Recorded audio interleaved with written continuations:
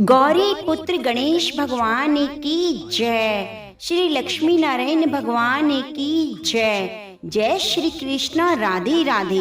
प्रिय भक्तजनों, आज मार्गशीर्ष मास के शुक्ल पक्ष की एकादशी तिथि है और एकादशी को मोक्षदा एकादशी के नाम से जाना जाता है। कुछ स्थानों पर इसे मोक्षदा ग्यारस, बैकुंठ ग्यारस भी कहते हैं। मोक्षदा का अर्थ होता है मोक्ष को देने वाली।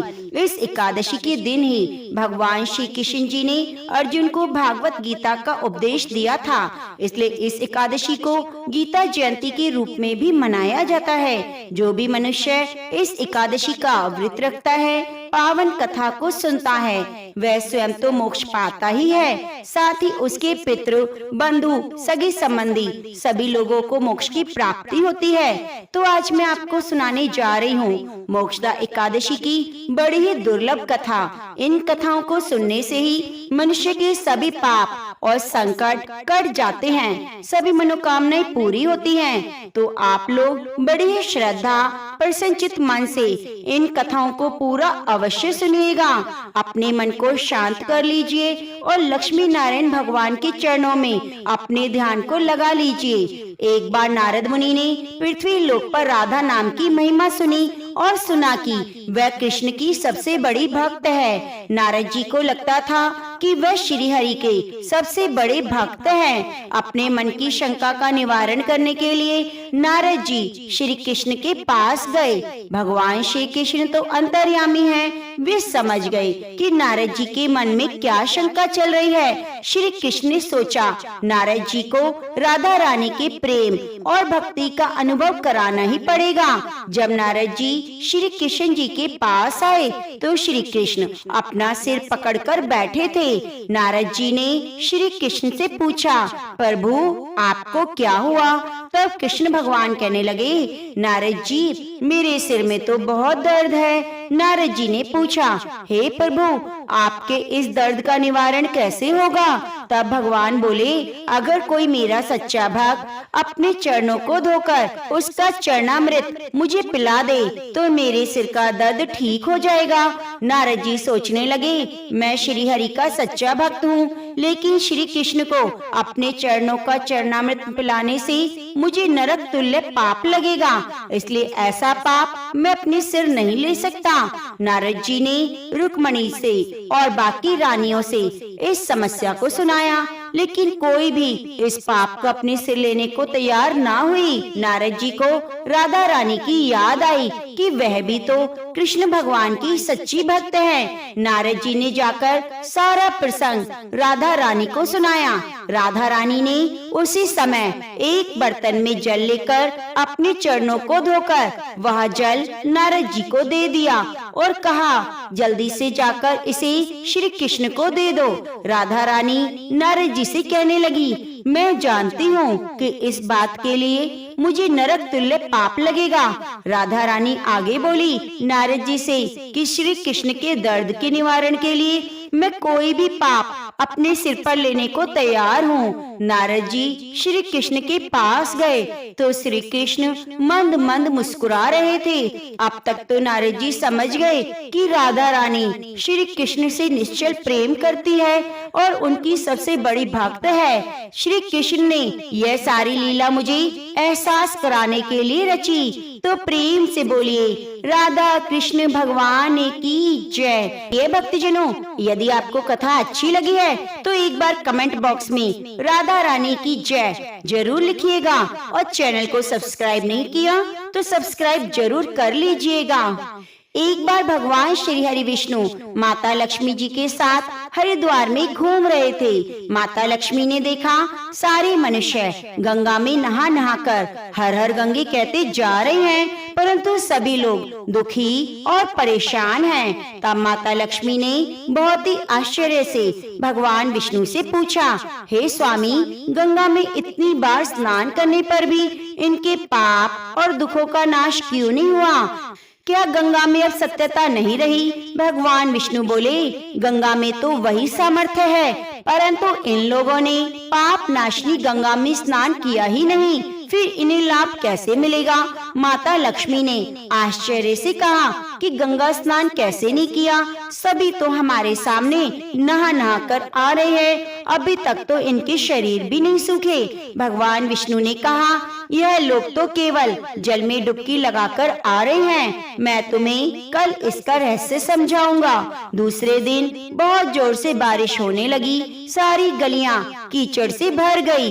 एक चौड़े रास्ते में एक बहुत बड़ा सा गड्ढा था, चारों ओर कीचड़ भरी हुई थी। भगवान विष्णु ने लीला रची, वे स्वयं एक बूढ़े आदमी का रूप धारण करके उस गड्ढे में जा गिरे। लक्ष्मी जी को उन्होंने समझाकर पास बिठा दिया कि देखो, तुम लोगों को सुना सुनाकर यूं पुकारती रहो कि मेरे बूढ़े पति अचानक गड्ढे में गिर गए हैं, कोई पुण्य आत्मा इनको बाहर निकालकर इनके प्राण बचाए और हम असहाय दंपति की सहायता करें। भगवान विष्णु ने यह भी समझा दिया कि जब कोई व्यक्ति गड्ढे में से मुझे बाहर निकालने को तैयार हो, तब इतना कह देना कि मेरे पति सर्वथा निष्पाप है, इन्हें वही व्यक्ति छुए जो खुद भी निष्पाप हो। यदि आप निष्पाप हैं तो इनको हाथ लगाएं, नहीं तो उनके हाथ लगाते ही आप स्वयं भस्म हो जाएंगे। लक्ष्मी जी तथास्तु कहकर गड्ढे के किनारे बैठ गई और आने जाने वालों को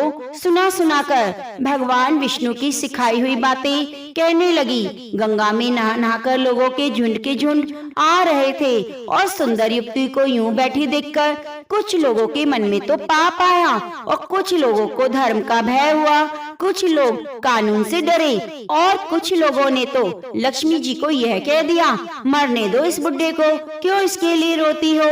और कुछ दयालु चरित्रवान पुरुषों ने उस युवती के पति को बाहर निकालना तो चाहा, परंतु लक्ष्मी जी के वचन सुनकर वे रुक गए। सोचा, हम गंगा में नहाकर तो आए हैं, तो क्या हुआ, हम पापी तो हैं ही, कहीं हम सहायता करते समय भस्म ना हो जाएं। उनके पास कई व्यक्ति आए, परंतु किसी का साहस नहीं हुआ। सैकड़ों आए, सैकड़ों ने पूछा और चले गए। संध्या का समय हो चला, तब भगवान विष्णु ने माता लक्ष्मी से कहा, देखा आया कोई सच्चे मन से गंगा नहाने वाला।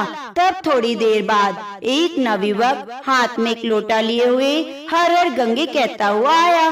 लक्ष्मी जी ने उसे भी यही बात कही। उस युवक का हृदय करुणा से भर आया और उसने भगवान विष्णु को बाहर निकालने की तैयारी की। लक्ष्मी जी ने उसे रोककर कहा, भाई, यदि तुम सर्वथा निष्पाप नहीं हो तो मेरे पति को छूते ही भस्म हो जाओगे। उसने उस समय बिना किसी संकोच किए लक्ष्मी जी से कहा, माता, मेरे निष्पाप होने से तुम्हें संदेह क्यों हो रहा है? देखती नहीं, अभी मैं गंगा नहाकर आया हूँ। भला गंगा में नहाने के बाद भी क्या पाप रहते हैं? मैं अभी तुम्हारे पति को बाहर निकालता हूँ। युवक ने लपककर बूढ़े आदमी को उठा लिया।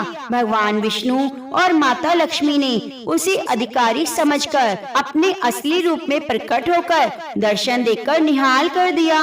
भगवान विष्णु ने माता लक्ष्मी से कहा, इतने सारे लोगों में केवल एक आदमी ही गंगा स्नान किया। इससे पता चलता है कि जो लोग बिना श्रद्धा और विश्वास के केवल दंभ के लिए गंगा स्नान करते हैं, उन्हें वास्तविक फल प्राप्त नहीं होता। परंतु इसका मतलब यह नहीं कि गंगा स्नान व्यर्थ हो जाता है। गंगा स्नान का पुण्य पूर्ण है। गंगा आज भी उतनी सामर्थ्यवान है। तो प्रेम से बोलिए, लक्ष्मी नारायण भगवान की जय। अब आइए सुनते हैं मोक्षदा एकादशी के दिन सुनी जाने वाली पौराणिक कथा।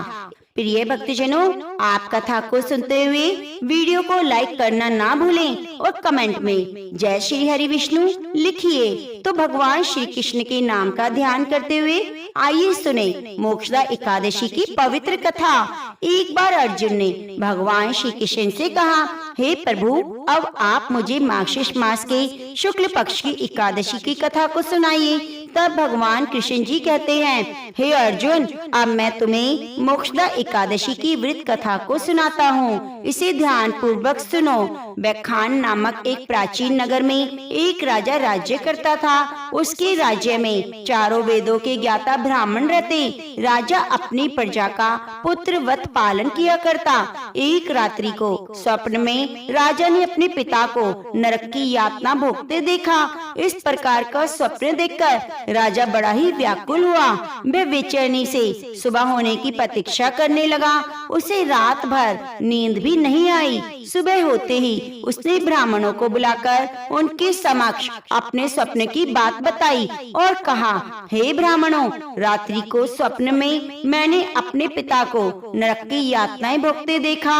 उन्होंने मुझसे कहा है कि हे पुत्र, मैं घोर नरक भोग रहा हूँ, मेरी यहाँ से मुक्ति कराओ। जब से मैंने उनके यह वचन सुने हैं तब से मुझे चैन नहीं। मुझे अब राज्य, सुख, ऐश्वर्य, हाथी, घोड़े, धन, स्त्री, पुत्र आदि कुछ भी सुखदायक प्रतीत नहीं हो रहा। अब मैं क्या करूं, कहाँ जाऊं? इस दुख के कारण मेरा शरीर तप रहा है। आप लोग मुझे किसी प्रकार का तप दान व्रत बताएं जिससे मेरे पिता को मुक्ति प्राप्त हो। यदि मैंने अपने पिता को नरक की यातनाओं से मुक्त कराने का प्रयास नहीं किया तो मेरा जीवन निरर्थक है। जिसके पिता नरक की यातनाएं भोग रहे हैं उस व्यक्ति को इस धरती पर सुख भोगने का कोई अधिकार नहीं। हे ब्राह्मण देव, मुझे शीघ्र ही इसका कोई उपाय बताने की कृपा करें। राजा के आंतरिक दुख की पीड़ा को सुनकर ब्राह्मणों ने आपस में विचार विमर्श किया। फिर एक मत होकर बोले, हे राजन, वर्तमान, भूत और भविष्य के ज्ञाता पर्वत नामक एक मुनि हैं। वे यहाँ से अधिक दूर नहीं। आप अपनी यह व्यथा उनसे जाकर कहें, वे अवश्य ही इसका कोई सरल उपाय आपको बता देंगे। ब्राह्मणों की बात मानकर राजा मुनि के आश्रम पर गए। आश्रम में अनेक शांत चित्त योगी और मुनि तपस्या कर रहे थे। चारों वेदों के ज्ञाता पर्वत मुनि दूसरे ब्रह्मा के समान बैठे जान पर रहे थे। राजा ने उन्हें दंडवत प्रणाम किया और अपना परिचय दिया।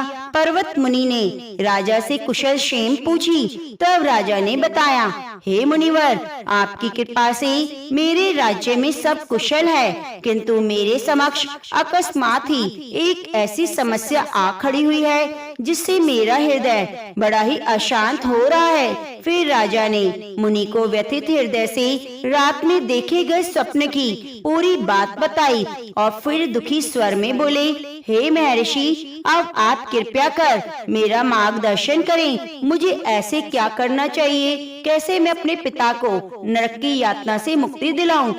पर्वत मुनि ने राजा की बात को बड़ी गंभीरता पूर्वक सुना और नेत्र बंद करके अपने ध्यान योग से सब कुछ जान लिया। वे बोले, राजन, मैंने अपने योग बल के द्वारा तुम्हारे पिता के सभी कुकर्मों को प्राप्त कर लिया है। उन्होंने पूर्व जन्म में अपनी पत्नी से भेदभाव किया था। अपनी बड़ी रानी के कहने में आकर उन्होंने अपनी दूसरी पत्नी को ऋतु दान मांगने पर भी नहीं दिया, यानी उनकी दूसरी पत्नी गर्भ धारण करना चाहती थी तो राजा ने उन्हें मना कर दिया। उसी पाप कर्म के फल से तुम्हारे पिता नरक में हैं। यह जानकर राजा मुनि से याचना भरे स्वर में बोले, हे ऋषिवर, मेरे पिता के उद्धार का आप कोई उपाय बताने की कृपा करें। किस प्रकार से वे इस पाप से मुक्त होंगे? पर्वत मुनि बोले, हे राजन, मार्गशीर्ष मास के शुक्ल पक्ष में जो एकादशी आती है उसे मोक्षदा एकादशी कहते हैं। यह मोक्षदा एकादशी मोक्ष प्रदान करने वाली है। आप इस एकादशी का व्रत करें और इस व्रत के पुण्य संकल्प करके अपने पिता को अर्पित कर दें। एकादशी के पूर्ण प्रभाव से अवश्य ही आपके पिता को मुक्ति मिलेगी।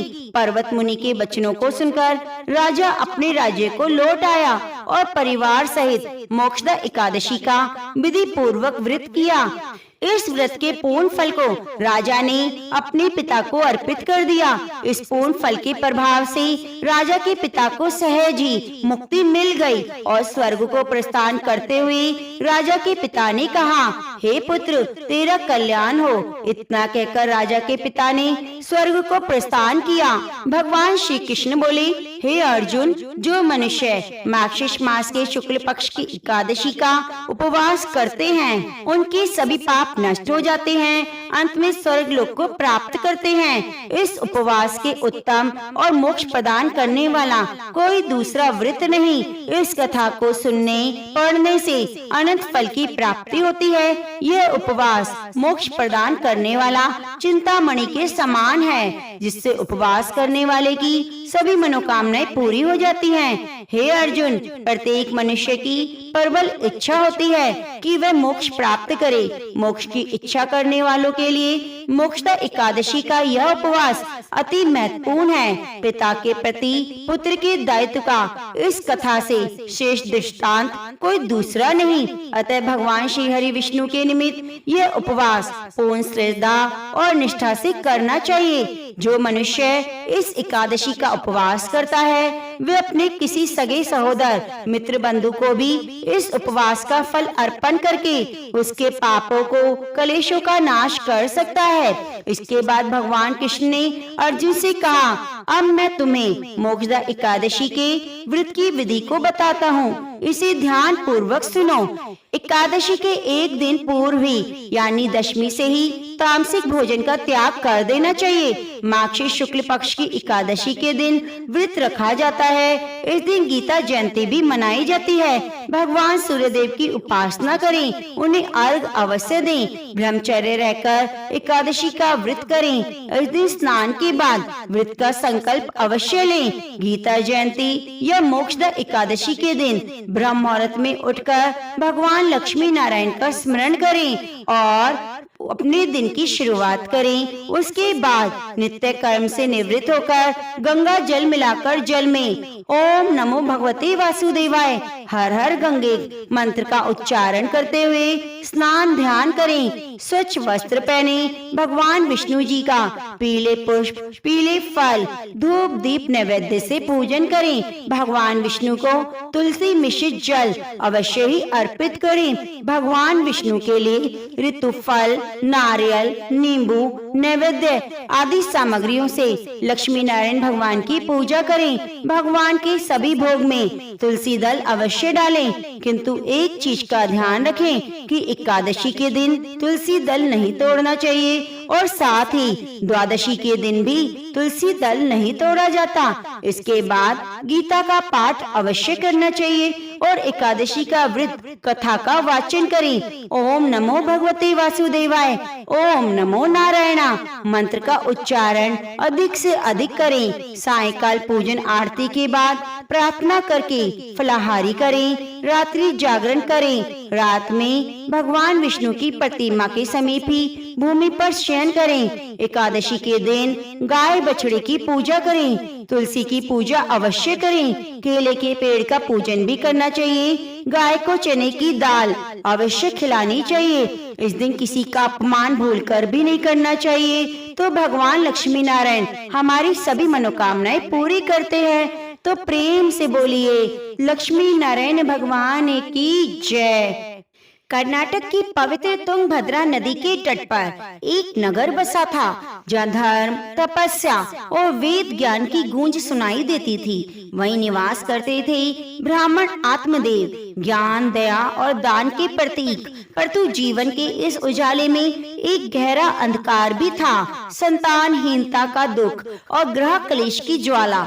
आत्मदेव की पत्नी धुंधली सौंदर्य में तो अनुपम थी, पर स्वभाव से कठोर और कुटिल। इसी कला और वियोग के बीच एक ऐसी कथा आरंभ होती है जो केवल एक परिवार की नहीं बल्कि मनुष्य की आत्मा और मोह के संघर्ष की कथा है। यह कहानी है आत्मदेव, धुंधली, गोकर्ण और धुंधकारी की, जहाँ लोभ और अधर्म की पतन की राह दिखाते हैं, वहीं भक्ति और भागवत कथा मुक्ति का मार्ग बनाती है। एक और अधर्म में डूबा धुंधकारी प्रेत योनि की वेदना झेलता है, तो दूसरी ओर गोकर्ण ज्ञान और करुणा के माध्यम से उसे ईश्वर के चरणों तक पहुंचाते हैं। यह कथा हमें सिखाती है कि जीवन के बंधन, मोह और पापों से मुक्ति केवल सत्संग, भक्ति, भागवत श्रवण से संभव है। जहाँ गोकर्ण की वाणी ने प्रेत को परम धाम पहुँचाया, वही समस्त जीवों को यह संदेश दिया कि जो कथा मन से सुनता है वही वास्तव में जीवन के पार उतरता है। तुंगभद्रा नदी के तट पर एक नगर था जहाँ आत्मदेव नामक एक ब्राह्मण रहते थे। वे समस्त वेदों के ज्ञाता थे और अपने तेज सूर्य के समान थे। उनके द्वार से कोई भी भिक्षुक खाली हाथ नहीं लौटता। उनकी पत्नी का नाम था धुंधली, जो बहुत सुंदर थी लेकिन स्वभाव से झगड़ालू थी। धुंधली अक्सर झगड़े के लिए बातें करती, पर आत्मदेव शांत रहते। जब भी आत्मदेव घर लौटते, घर में केवल कलह और अशांति होती, जिससे उन्हें घर एक बड़े नरक जैसा लगने लगा। समय के साथ आत्मदेव वृद्ध हो गए, लेकिन उन्हें कोई संतान नहीं हुई। उन्होंने बड़े बड़े पुण्य कर्म किए और खूब दान पुण्य किया, फिर भी उन्हें संतान सुख नहीं मिला। आत्मदेव इस चिंता में डूब गए कि अगर उनकी संतान नहीं हुई तो पिंडदान कौन करेगा। उन्होंने हर संभव प्रयास किया, लेकिन सब व्यर्थ रहा। एक दिन आत्मदेव जी ने सोचा कि जंगल में जाकर अपने प्राणों को त्याग देंगे, क्योंकि घर में कलह और संतान भी नहीं। उन्हें जीवन व्यर्थ लगने लगा और वे जंगल की ओर चल दिए। उसी समय एक महान संत प्यास बुझाने के लिए सरोवर की ओर जा रहे थे। आत्मदेव जी संत के पास पहुँचे, साष्टांग प्रणाम किया और हाथ जोड़कर खड़े हो गए। संत ने पूछा, तुम्हारी चिंता क्या है? तुम ब्राह्मण लगते हो, क्योंकि तुम्हारे चेहरे पर तेज है, क्योंकि तुम बहुत दिखाई देते हो। आत्मदेव जी ने उत्तर दिया, महाराज, मैं अपने जीवन से निराश हो चुका हूँ। मेरी संतान नहीं, अब मेरे पितरों का पिंडदान कौन करेगा? यहाँ तक कि मेरी गाय भी बछड़ा नहीं देती। अब मैं अपने प्राण त्यागने के लिए जंगल आया हूँ। यह सुनकर संत जी ने अपनी दिव्य दृष्टि से आत्मदेव का भाग्य देखा और बोले, आत्मदेव, पुत्र मोह छोड़ दो। मैं देख रहा हूँ तुम्हारे भाग्य में एक नहीं 7 जन्मों तक संतान का योग नहीं। भजन करो, संतान की इच्छा त्याग दो। आत्मदेव जी ने कहा, हे ऋषिवर, मुझे उपदेश मत दीजिए, मुझे केवल पुत्र चाहिए। अगर मुझे पुत्र नहीं मिला तो मैं आपके सामने ही अपने प्राण त्याग दूंगा। आत्मदेव जी का आग्रह देखकर संत ने कहा, विधाता के लेख को कोई नहीं मिटा सकता, लेकिन तुम्हारी प्रार्थना को देखकर मैं कुछ कर सकता हूँ। संत ने योग बल से एक फल प्रकट किया और कहा, यह फल अपनी पत्नी को खिला देना, इससे एक ज्ञानी पुत्र का जन्म होगा। यह सुनकर आत्मदेव जी अत्यंत प्रसन्न हुए और उन्होंने वह फल अपनी पत्नी धुंधली को दिया। धुंधली ने कहा, फल तुरंत ही थोड़ी खाया जाता है, नहा धोकर खाया जाता है। यह फल मुझे दे दो, आप निश्चिंत हो जाओ। धुंधली का स्वभाव क्रूर और कुटिल था। उसने अपनी बहन को बुलाया और रोते हुए कहने लगी, बहन, मुझे बड़ी चिंता हो रही है। आत्मदेव जी यह फल लाए हैं जिससे गर्भ ठहरेगा। सुना है गर्भ धारण और बच्चे के जन्म के समय बहुत कष्ट होता है, यह सब मैं नहीं सहन कर पाऊंगी। उसकी बहन ने कहा, मैं भी गर्भवती हूँ, तुम ऐसा करो,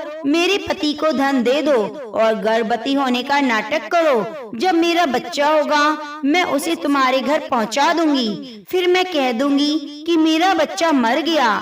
धुंधली इसके लिए सहमत हो गई।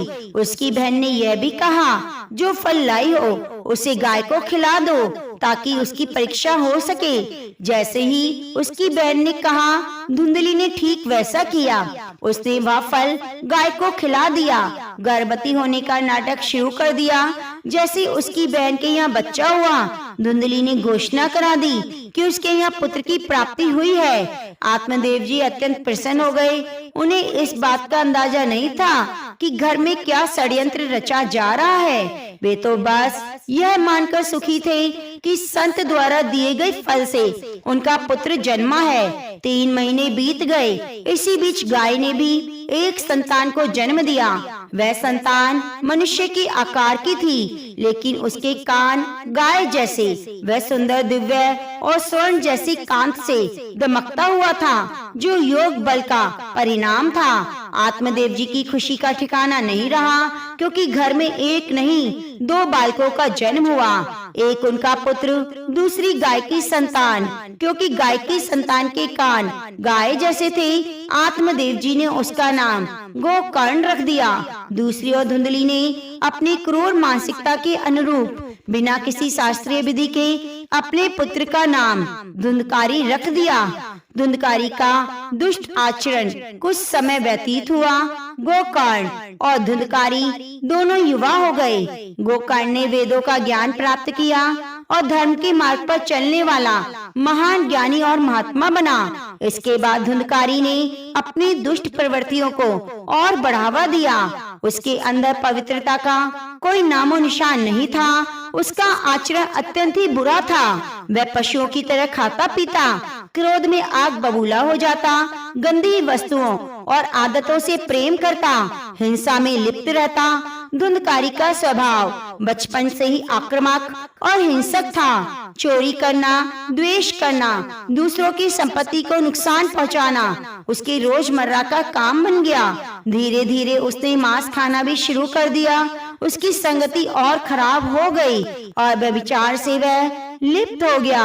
वैश्यों के संपर्क में आकर उसने घर की सारी संपत्ति उन पर लुटा दी। एक दिन आत्मदेव जी ने धुंधकारी से कहा, तुम्हारे आचरण इतने दुष्ट हो गए हैं कि ऐसा लगता है तुम हमारे सर्वनाश के लिए जन्मे हो। यह सब क्यों कर रहे हो? इस पर धुंधकारी क्रोधित हो गया और अपने पिता आत्मदेव जी की बेरहमी से पिटाई कर दी। उसी क्षण आत्मदेव जी को संत की बात याद आ गई। उन्होंने कहा था कि तुम्हारे भाग्य में पुत्र सुख नहीं। आत्मदेव जी को पिटते देख धुंधली ने कुछ दया दिखाने की सोची और अपने पति को बचाने के लिए आगे आई, लेकिन धुंधकारी ने उनकी भी बहुत बुरी तरह पिटाई कर दी। धुंधकारी ने घर की सारी संपत्ति, जेवर, यहाँ तक कि बर्तन भी बेच दिए और वैश्यों पर लुटा दिए। जब सब कुछ समाप्त हो गया तो खाने को कुछ नहीं बचा। धुंधली रो रो कर कहने लगी, इससे तो अच्छा होता मैं बांझ रह जाती। अब मैं कहाँ जाऊँ? कौन मेरी मदद करेगा? इतनी बड़ी विपत्ति आ गई कि ना कुछ खाने को न पीने को। धुंधकारी हर रोज हमें पीटता है। आत्मदेव जी भी बैठे बैठे यही सोच सोच कर रोने लगे। काश मैं संत की बात मान लेता।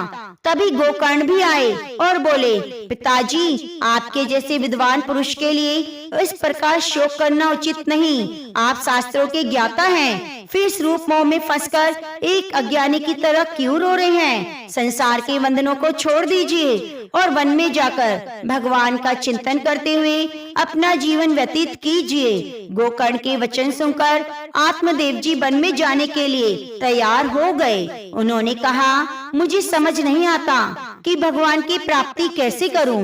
गोकर्ण ने उत्तर दिया, संतों का संग और सेवा करो। संतों के संग और उनकी कृपा से आप महात्मा बन जाओगे। भगवान की कथा और लीला सुनो, यही मार्ग आपको नित्य भगवत धाम की प्राप्ति कराएगा।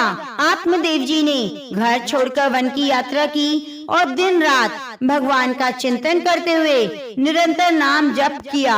जब आत्मदेव जी वन में चले गए तब धुंधकारी को और अधिक स्वतंत्रता मिल गई। उसने अपनी क्रूरता बढ़ा दी और एक दिन धुंधली को बेरहमी से लाठी और डंडे से मारते हुए कहा, बता धन कहाँ छिपा है? बता धन कहाँ छिपा है? धुंधकारी ने घर में जितना भी धन बचा था सब लूट लिया। एक दिन उसने जलती हुई लकड़ी से धुंधली को मारते हुए फिर से धन का पता पूछा। धुंधली, जो रोज की तरह मारपीट से तंग आ चुकी थी, किसी तरह भागी और कुएं में कूदकर आत्महत्या कर ली। इस प्रकार धुंधली दुर्गति को प्राप्त हुई, जबकि उनके पति आत्मदेव को भगवान श्री कृष्ण की प्राप्ति हुई। गोकर्ण ने जब देखा धुंधकारी का आतंक बढ़ता जा रहा है तो उन्होंने उसे छोड़कर उदासीन भाव से तीर्थ यात्रा पर जाने का निश्चय किया। धुंधकारी अब 5 वैश्यों के साथ रहने लगा। वह उनके लिए चोरी छुपे पशुओं को मारता, अन्य वस्तुएं लाकर उनकी इच्छाएं पूरी करता। एक दिन उन वैश्यों ने कहा, तुम्हें हमें आज तक हार नहीं पहनाया। धुंधकारी ने उन्हें हार लाने का वादा किया और इसके लिए चोरी करने, धन जुटाने का प्रयास शुरू कर दिया। जब वैश्याओं ने देखा धुंधकारी रोज चोरी करता है और अब हार लाने के लिए बड़ा धन इकट्ठा कर रहा है, तो उन्हें भय हुआ कि वे जल्दी ही पकड़ा जाएगा। उन्होंने सोचा यदि यह पकड़ा गया तो राजा उन्हें फांसी देगा और उसके साथ हमें भी फांसी हो जाएगी। मरना तो तय है, क्यों ना हम इसे मार डालें ताकि हम बच सके।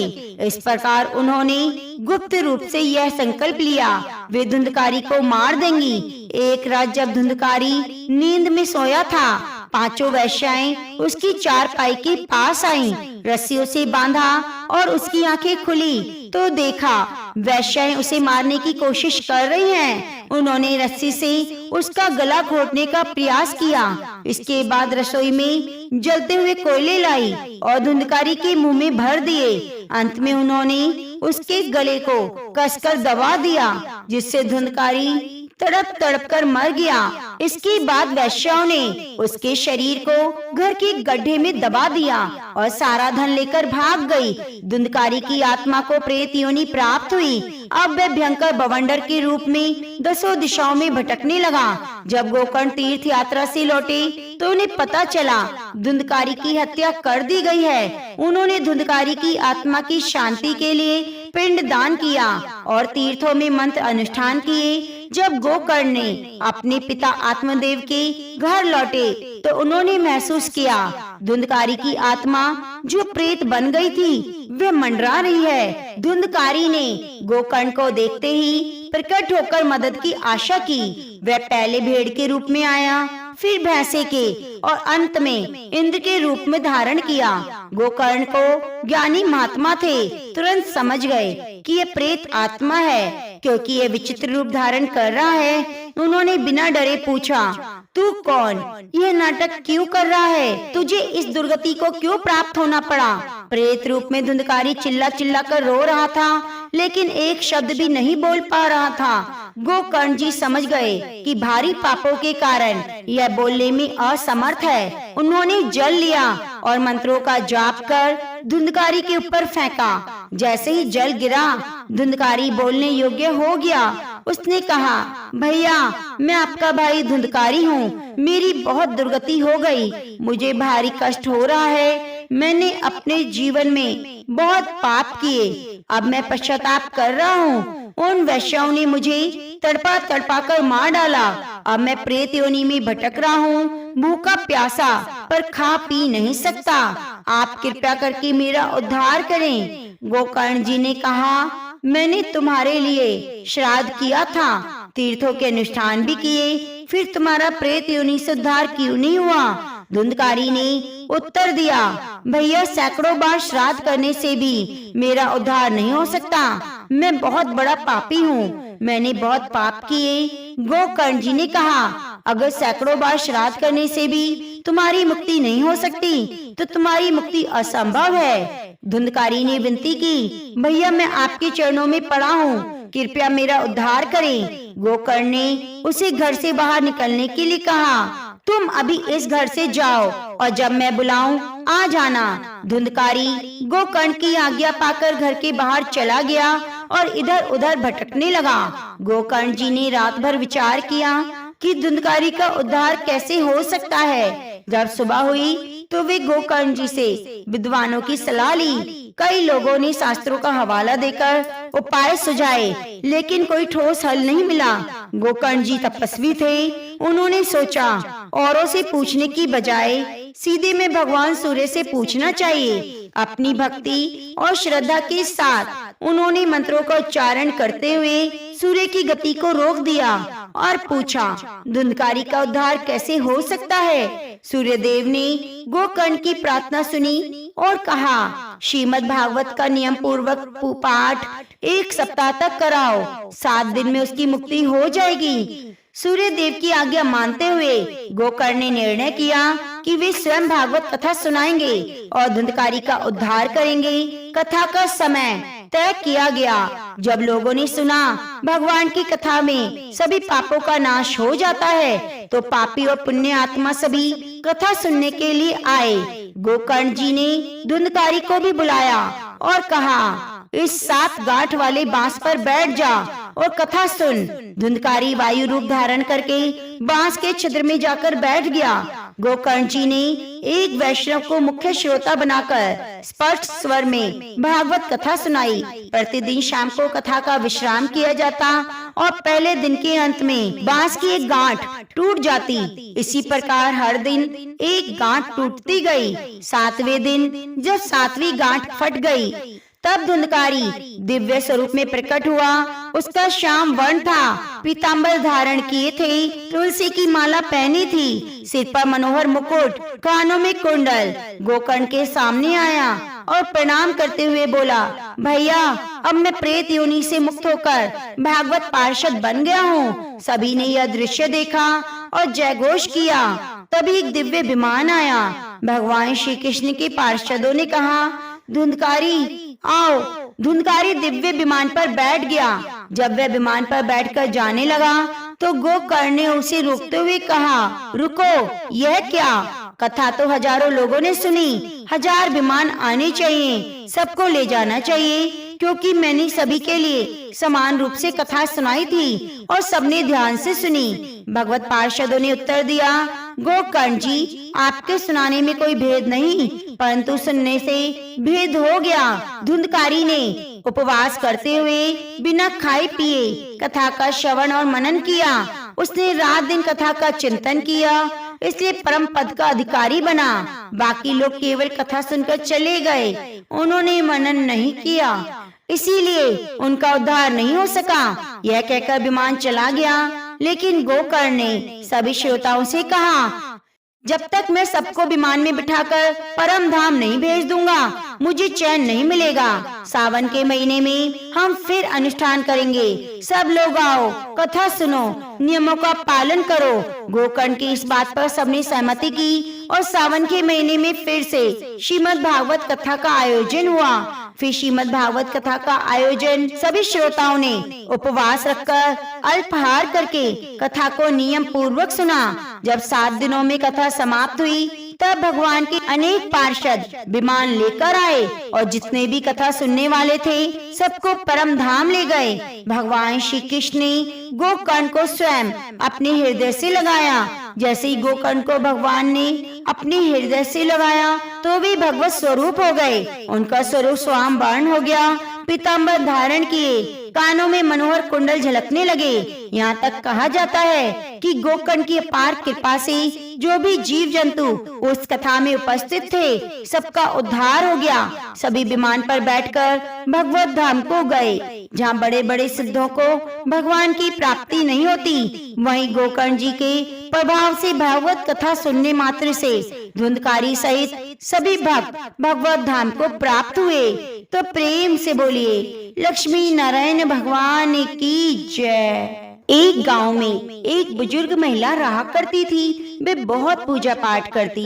वे रोज तुलसी माता की पूजा किया करती। बुजुर्ग महिला रोज तुलसी माता से कहती, हे तुलसी माँ, तू मुझे बहू दे, पीतांबर की धोती दे, मीठा मीठा घास दे, बैकुंठ का बांस दे, चटके की चाल दे, पटके की मौत दे, चंदन की काठ दे, रानी सा काज दे, दाल भात का भोजन दे, 11 की मौत दे, श्री कृष्ण का कांधा दे।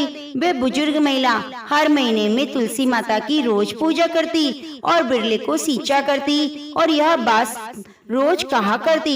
यह बात सुनकर तुलसी माता धीरे धीरे सूखने लगी। तभी भगवान कृष्ण ने देखा तुलसी माता सूख रही हैं। तभी एक दिन भगवान कृष्ण तुलसी माता के पास प्रकट हुए और भगवान कृष्ण जी ने तुलसी माता से पूछा, तुम क्यों सूख रही हो?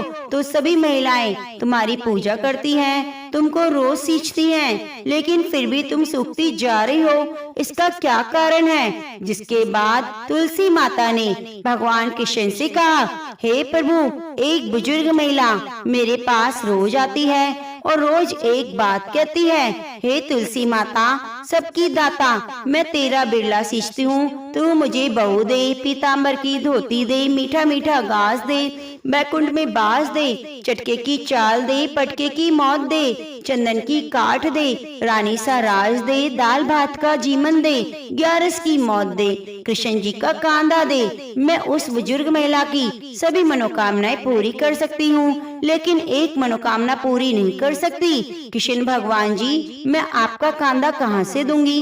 भगवान कृष्ण जी तुलसी माता की बात सुनकर जोर जोर कर हंसने लगे और भगवान कृष्ण ने तुलसी माता से कहा, तुम चिंता मत करो, जब वह बुजुर्ग महिला की मृत्यु होगी मैं मौके पर आकर कंधा दे दूंगा। आप सुबह जब पूजा करने आए तो कह देना, तुम्हें सब मिल जाएगा। कुछ दिनों बाद वह वृद्ध महिला ठोकर खाकर रास्ते में गिर गई और मर गई। पूरे गांव के सभी लोग आए। उस महिला को सभी लोग धर्मात्मा मानने के कारण तुलसी जी की डोकरी कहते थे।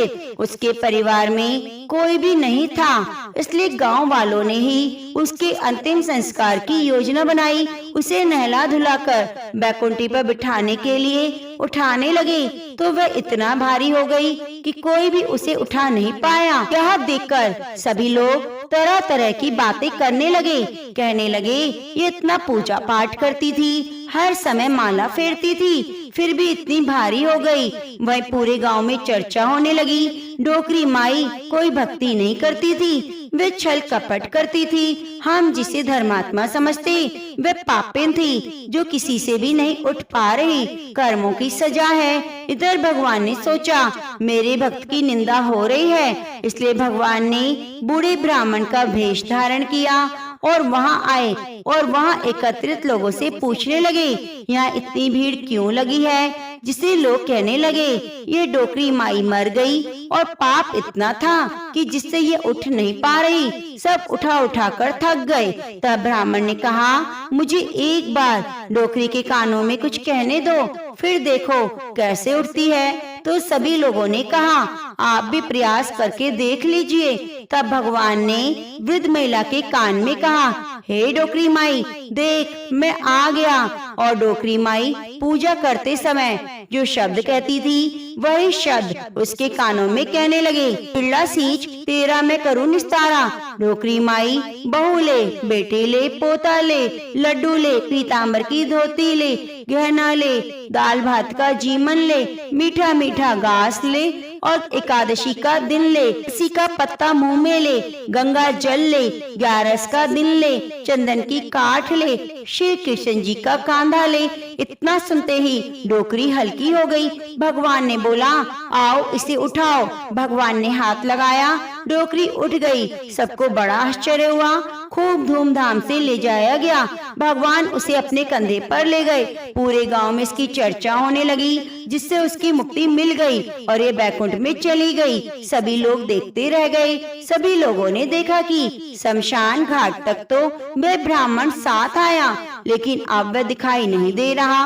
लोग समझ गए कि और कोई नहीं, भगवान ही बूढ़े ब्राह्मण के रूप में आए थे। तो प्रेम से बोलिए, राधा कृष्ण भगवान की जय, तुलसी शालिग्राम भगवान की जय।